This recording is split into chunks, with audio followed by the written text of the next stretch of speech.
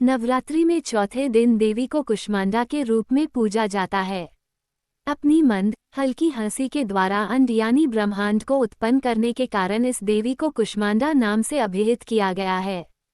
जब सृष्टि नहीं थी, चारों तरफ अंधकार ही अंधकार था, तब इसी देवी ने अपने ईशत हास्य से ब्रह्मांड की रचना की थी।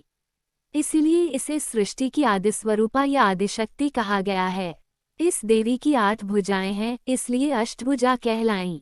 इनके 7 हाथों में क्रमशः कमंडल, धनुष, बाण, कमल पुष्प, अमृतपूर्ण कलश, चक्र तथा गदा हैं। 8वें हाथ में सभी सिद्धियों और निधियों को देने वाली जपमाला है। इस देवी का वाहन सिंह है और इन्हें कुम्हरे की बलि प्रिय है। संस्कृति में कुम्हरे को कुष्मांड कहते हैं, इसलिए इस देवी को कुष्मांडा। इस देवी का वास सूर्यमंडल के भीतर लोक में है। सूर्यलोक में रहने की शक्ति क्षमता केवल इन्हीं में है, इसलिए इनके शरीर की कांति और प्रभा सूर्य की भांति ही दैदीप्यमान है।